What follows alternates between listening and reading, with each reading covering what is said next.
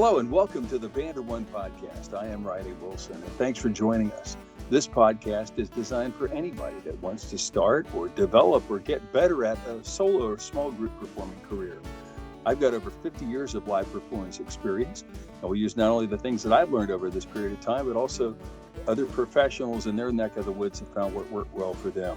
My goal is to make this actionable as well as fun and give you things you can use immediately to start earning more money right away. Once again, welcome my old buddy, Mike Swinarski. Mike, once again, welcome. Hello. Thank you for having me. So let's circle back around. One of the things that we've talked about on this podcast so far was your background and playing different instruments. One of the things I'd like to ask you about, because obviously you're still, besides having your daytime job, you're still working at several different types of groups at a time. Are there any periods of time that you go, you know what, I just want to focus on doing this band or just this kind of gig, or I just want to work solo, or I just want to do band stuff? You still are equivalent of the musical short order cook. Does this ever get tiring? Well, yes and no. I have focused more recently on the band, and I still do the odd, because I still have things that were booked from a long time ago for that are solo things, and I honor those commitments. But most of what I do right now is working with the Back Porch Band, which is a band here in Central Florida, which is a really fantastic group of guys, and I gotta give a shout out to them. It's really kind of an interesting story how that band came together. They're two best friends, Jersey Jim DeFabio and Mark Alexander. Two guys, round about my age. Jim's a little bit older. Mark's about the same age as me.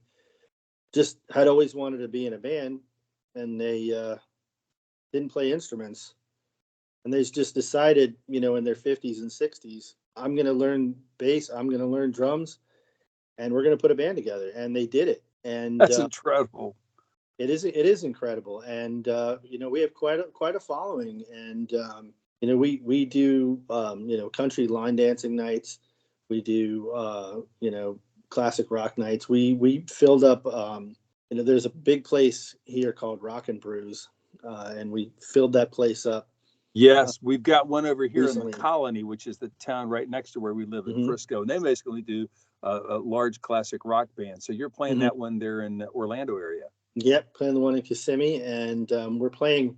We're really excited because we have a gig coming up on the 13th at a big resort close by here called Balmoral. And I've heard of that. Big stage, and we're going to be playing there. And then we also can break up into pieces and play with us as few as two, like myself and Ryan, the other guitar player, will do a duo, or three. We're going to be playing at a local Shriners Hall for a lot of their events Cool. Coming up in the spring. So most of my energy I put into to playing with these guys, because they've number one, they've been great to me. They brought me in. Mark and Jim used to come to see my solo shows and try to goad me into joining their band, and they would say, why don't you get together and jam, and I would go over there and we'd have little jam sessions, and finally I was like, okay, fine, I'm in. and it's been amazing. They're wonderful guys, and the band is solid. It's very solid. So what's when you do this, it's you and another guitar player and a bass player, is that correct? There's Jim and Mark are the bass player and drummer.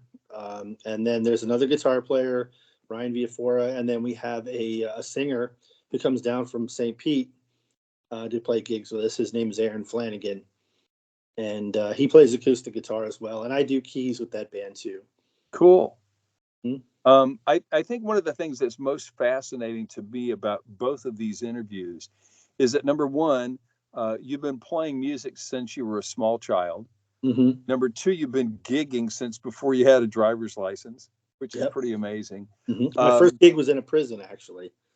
At 13. I played a couple of those gigs, and they are not for the faint of heart. Would you agree? No, sir, they are not. I haven't talked about this, but I worked with a band in the late '70s that played the federal maximum security facility in Butner, North Carolina. That's where they took John Hinckley Jr. when he attempted to kill President Reagan. Yeah. And I have to tell you something, it was very much like Get Smart, because, you know, you'd start walking through a corridor, a door would shut behind you. They had probably 8 doors that shut behind us. And I realized once we're in there, if anything goes south, I'm in deep trouble. You know, on that same note, just a completely different tangent, adjacent to that maximum security place is a big wide open land that was, at least back in the early 80s, it was a Boy Scout camp. Yes.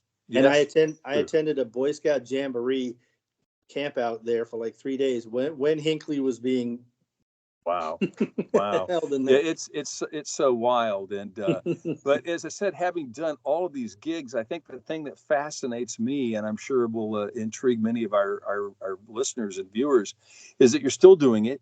You're working maybe as often now as you've ever worked, and it sounds like it's still fun and it still captivates you. Oh, absolutely. You know, I always go back to one of my favorite movies was That Thing You Do by that Tom Hanks produced, and he wrote the movie. And there's a line in that movie that sticks with me, and I never forget that. And it's there's if you've seen the movie, there's that old jazz guy, Del Paxton, and he tells Guy is the drummer. He tells him, bands come and go. You got to keep playing no matter with who, and watch your money. You'll land on your feet. Yeah, and that's true. That just stuck in my head from the first time I saw that movie, and I always live by that. As a big country music fan, I was always a fan of Ernest Tubb and the Texas Troubadours. In fact, I got to see them the second year they were on Austin City Limits. We got to open for E.T. at a club south of Raleigh called 401 Opry House. You may have remembered it. It actually burned to the ground probably about 5 years after I was there. But I remember got to play for him, or got to open for him and meet his band and go on his bus, which is a thrill. And I remember seeing E.T. do a show probably within the last year of his life, and he wasn't in good health. But I think it was Jack, what was his name? The guy that recorded There Goes My Everything. He said, Ernest is going to die in the back of that damned bus. And he almost did, but Ernest did what he loved to do. He loved to play and sing for people and entertain people.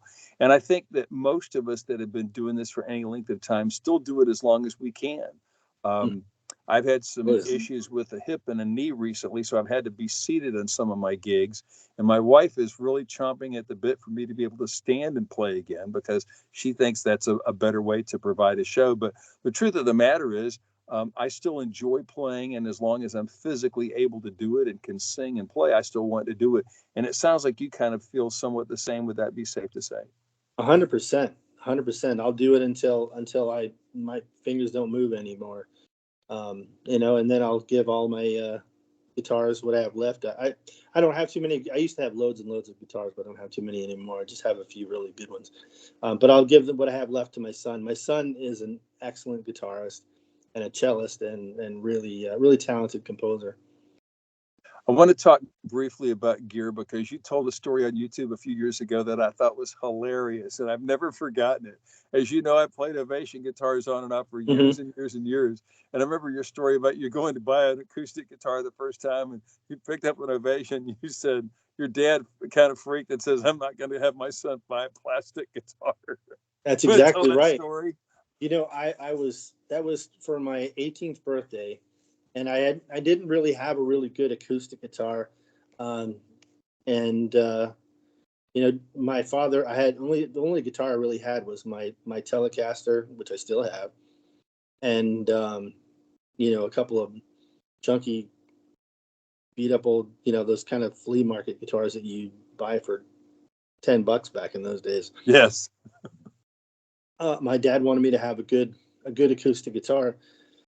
So we went out to some place out in Cary, and I was a total rocker. I always wanted an Ovation. He was like, absolutely not, it's not happening. And I had my heart set on like a Sunburst Ovation, round back and with a pickup on it and everything. Because guys like John Bon Jovi and all these Oh, sure. rocker bands, they all played Ovation guitars. But we settled on an Alvarez. It was a '77 Alvarez. It was used, and I played that guitar until last year. I gave it to my son Anthony because he's coming along really amazingly as a guitar player. And I handed that off to him. But I finally did get an Ovation. Gosh, I guess about a year ago, because I was, doing this thing where I was buying in pawn shops and flipping these guitars, and I finally did get an Ovation, and I played one gig with it, and I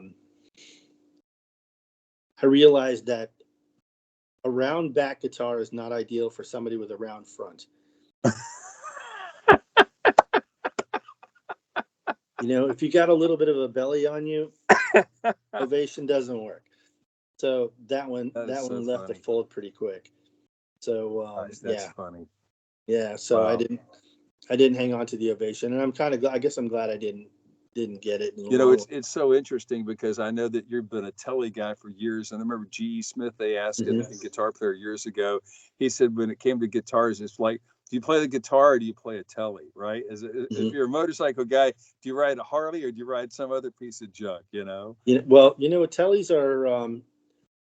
I'm glad that I started with a Telly early on, and there's a good reason for it. I mean, I've had a lot of Tellys, and I still have a few, but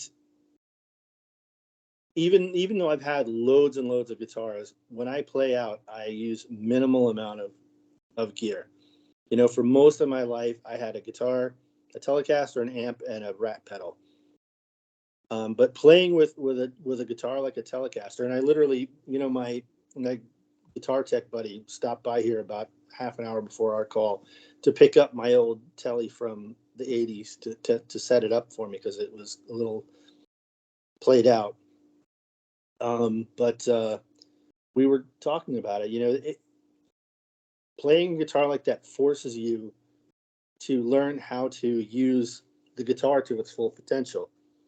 If you have whammy bars and switches and kill switches and this and that, I mean, fine if you like that stuff, but with a Telly, there's nothing to hide behind. Let me show you. Hold on one second. Let me show you my. I think one of the interesting things that I think you and probably many of our viewers would agree with, like myself, you've gone back and forth from acoustic to electric guitar almost since the beginning of your career as a player.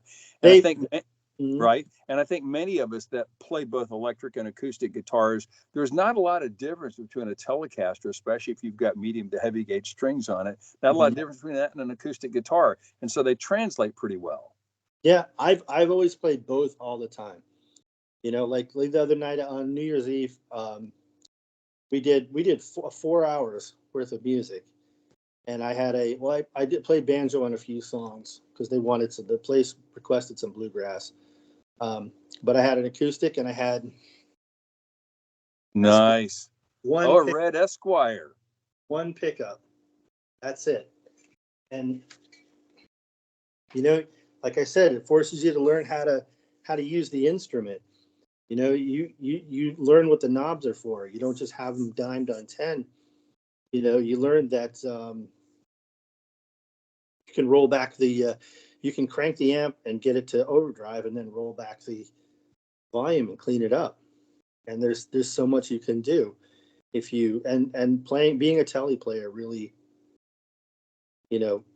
forces you to learn that. I played Tellys and a distortion box and a Roland jazz chorus when everybody, in the '80s, everybody had Marshall stacks and whatever, and I couldn't afford any of that stuff. So, I had to use what I had. Well, a jazz chorus with a distortion unit is actually quite a good weapon. I still use a JC. I use a JC40. That's what I play. That's the only amp that I own right now is a Roland JC, and and a pedal, and that's it. I recently heard a quote from somebody, and I don't remember who it was, but they said that with every Telecaster, you get a free Les Paul. I love that. That's great. Yeah, and it's true because if you know how to work the knobs, you make it into a Les Paul. there are a lot of, well, it's interesting. Again, we haven't talked about this kind of thing for us in many, many years since our lessons together. But, all the California people, Howard Roberts, Hmm. Tommy Tommy Tedesco, Tedesco. Yeah. Bobby Bain, all those guys were Telecaster players. And that's the sound that you heard on like the 50s records, like the James Burton stuff Hmm. with Rick Nelson and later with Elvis. But a Hmm. Telecaster, asked Rick DeVito, the guitar player, worked with Fleetwood Mac for years. He said Hmm. Telecasters can do almost anything. Pete Anderson, one of Hmm. my fellow GIT alums, would agree with that as well because he Hmm. played a Tele for much of his career. Let me Oh ask yeah. about when you're doing just your acoustic solo gigs. Do you have a small PA that you bring, or do you generally play a place that's got a PA system and you just bring the acoustic guitar? How do you do those It things? depends on the venue. Like the place that I played on Friday past, I did it solo, and they have everything there, and I can just show up with my acoustic guitar, and I bring a preamp to run into the PA for my guitar, What are you and using for that, if you don't mind my asking? it's a little Boss unit, and it's got feedback suppression and chorus and a Okay. preamp. I don't remember exactly. It's about this big, two switches on it. I don't One of the remember. little rolling boxes, yeah. Hmm. And then I have for when I play electric guitar or bass for that matter, I use a Boss ME80, and it's basically just like having a fleet of Boss pedals. Yeah. But I use it basically for a little bit of delay, a little bit of reverb, and some crunch, and that's it. Cool. Cool. Hmm. So let me ask you a question. When you're playing these solo gigs, and you've been doing this for a while and just did one last week, what's the best part of playing solo? I really enjoy it when the crowd is into it. It's it's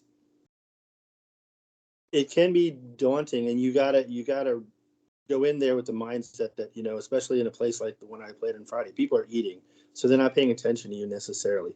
So you can't take it personally when they don't go crazy after every song. But when you're playing a place where the crowd is into it, and they're singing along. The other night I was playing.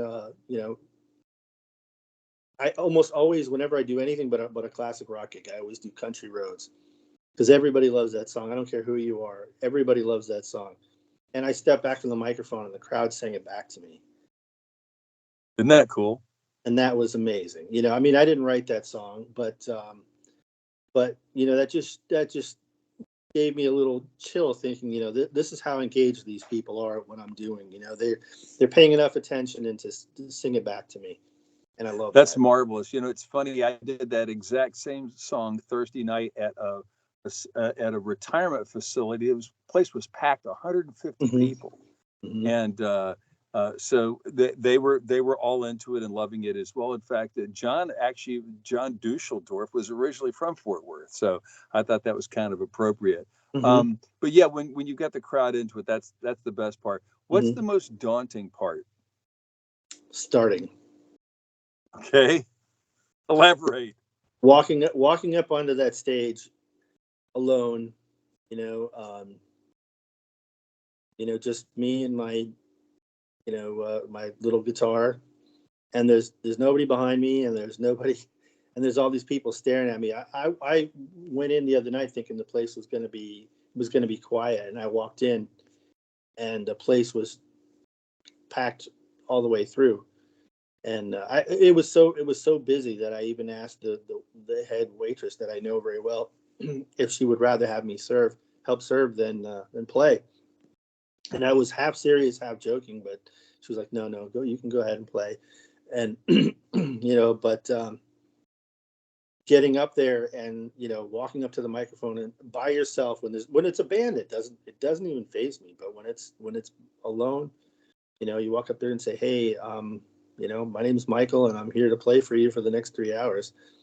You don't know what your reception is going to be. You don't know That's whether true. they're gonna throw tomatoes at you, or fortunately, that's never happened. Hmm. That's interesting. I'm glad to have a chance to now. Let's talk about um, you have several musical hats that you wear. Do you Hmm. ever you ever end up finding you're playing one part in a gig and you're wearing the wrong hat? Oh yeah. I did a bunch of work throughout October at a beer garden in Kissimmee, and here I am showing up every Friday and Saturday. I was working 2 nights a week at this beer garden during Oktoberfest, wearing lederhosen and a little Tyrolean hat. And we're playing Ein Prose der Gemütlichkeit, and we're also playing I Will Survive. That's And fun. it's weird, and it was fun. I worked with a really great singer, Ashley Cintron. Just a phenomenal singer, and we did a duo thing out there. Sometimes with a drummer, um, and I was basically just hired as a fill in. But it was a lot of fun, and we had wireless mics, wireless headsets. I had a wireless guitar unit, so I'm walking around the beer garden through the crowd, you know, singing and playing, and it was a lot of fun. But it was weird, being dressed up in lederhosen and singing, country western songs or disco songs or whatever. It was pretty funny. Let me ask you another question about this. What's the best part of doing all of this stuff? You're an adult at a point when many people your age would probably be saying, I just want to go to work and come home and, drink beer and watch television or read a book or whatever. And yet you're out playing probably more now than you've ever played in your Hmm. career. Yeah. Oh yeah, absolutely. And it's a tremendous amount of fun. It keeps me busy. Plus, you got to remember, I also had a career change, a complete regular career change. You know, 6 or 7 years ago, I went from being a Wall Street banker to being a culinary person. And so I I already had it in my head that I had to start over. You know, that whole idea of being in my mid 50s and working hard to get myself out there. It was it sort of felt natural because I was already starting over in my career anyway. So. You know what? I want to have you talk about this because I suspect there are many people that are listening to this podcast or will watch it later on Hmm. YouTube or whatever that are kind of contemplating the same thing. Maybe they've had a job they've done for years and years, made a lot of money, but they're not Hmm. satisfied. What would you tell somebody that's thinking of jumping ship and going to do something that's more aligned with their passions and their skills and what they really want to do with the rest of their lives? The difference in what I used to make monetarily back in those days compared to what I make now is dramatic. Um, but you can't put a price on your health and your sanity and your quality of life, and and you're never too old to say I'm going to try something different. It's you know it it's cliche, but they say life is a journey, and it's not about the destination. It's about the ride there. And you know you, there's so many things to see. There's so many things to experience. I'm glad that I got the chance to be. I don't didn't necessarily enjoy working in the banking field for that long, but I'm glad I did it. It was a great experience living in New York City and seeing all those things that I did. You know, um, was amazing. But now being working in a busy kitchen is a completely 180-degree turn, and it's something that I absolutely the experience. I relish it like you couldn't believe. I mean, I get choked up sometimes thinking about how much I've enjoyed my time working at the beer garden at Disney. I love it.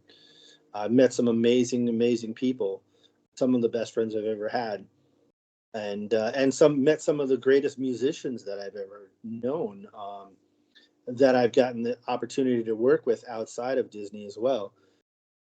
Because I made friends with a lot of the musicians at Epcot, and they've thrown work at me. I've brought them into projects that I've worked on. It's it's been an incredible ride. I don't regret 1 minute of it. I think that's tremendous. And that's also great advice for anybody that's thinking at any point, maybe I should get out there and be a solo performer and Yeah. take that, that long walk up to the microphone and give it a try. Um, One of the other things that I have to ask about is that obviously you're in a constant state of learning new material, it sounds like. Mm-hmm. Is that Oh correct? yeah. Oh How do yeah. you do Absolutely. that? How do you do that and still have a full-time job and still play with all these other acts?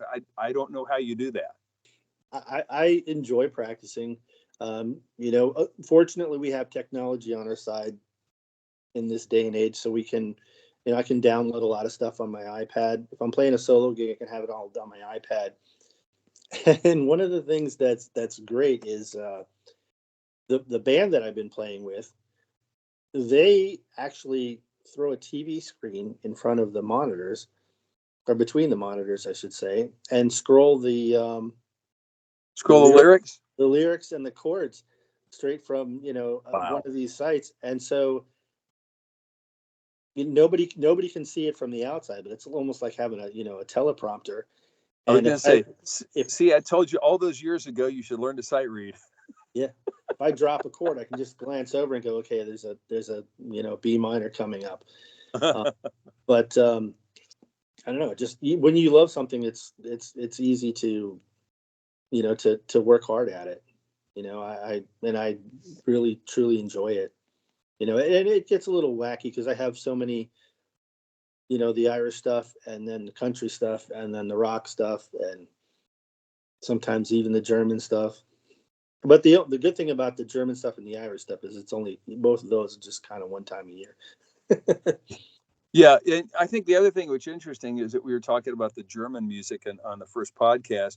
When I did the gigs in Southern California in the early '80s at Alpine Village, it was like one chord, five chord, one chord, five chord, and occasionally you throw a four chord in there, and it seemed really Hmm. arbitrary to me. But after a while, I realized, wait a minute, this is country and Eastern. It is. It's very country. And Irish music is a very similar as well. It's just Yeah, a different yeah, meter. That's all. It's all music. really is. Any final words of advice that you would suggest to somebody that maybe is on the fence, that's thinking about getting out there, or they made the decision to get out there and do this? What do you think have been the secrets to your longevity in this business? Well, like I said, my talent is being a fan. And you got to be a fan first. You have to love music, and want to be a part of it. It's the desire to participate. It's like rock and roll fantasy camp or fantasy football or anything like that. I have long given up any kind of disdain for people that make fun of me for being a middle-aged guy getting out and playing in bars and going, oh, he's just trying to be a rock. I'm not trying to be a rock star. I know that ship has sailed. I just want to be a working musician. I want to participate in the music. I'm there. Yes, I'm there also to pay the bills, but the main reason I'm there is to hear the sound coming out of the speakers. And you got to be a fan first, and you got to love it. But if you do, and you have any desire to do it, then do it. Absolutely do it. You know? I think one of the interesting things that I've learned about this is that you've had a career that's had as many facets as a diamond ring, right? All these different sides of what you do. And I think the thing that also has impressed me is that you continue to polish all the different sides by all the different types of work that you do. Um, and obviously, it sounds like while New York and maybe North Carolina were places you could play some shows, that Central Florida agrees with you. Would you say that's correct? 100%. 100%. Wonderful. Hmm. That's Yeah, wonderful. I've lived in a lot of places, but I feel like Central Florida is the closest thing to a home that I've really ever had. And the music scene here is, despite what anybody says, it's great. It's what you make of it. There's plenty of opportunities. You just have to get out there and find them, and get involved and put yourself out there. Sometimes you gotta overextend yourself. They say fake it till you make it, but you got to put yourself out into situations where you're gonna be scared, because if you don't, then you're just gonna get complacent and comfortable. Nothing happens unless you make the effort, right? Absolutely. Wonderful. Michael, this has been 2 episodes chock full of stuff that I can't wait to share with our viewers and listeners. Thank you so much. And thanks, everybody. This is Riley Wilson for the Band of One podcast. Thanks for being along for this one.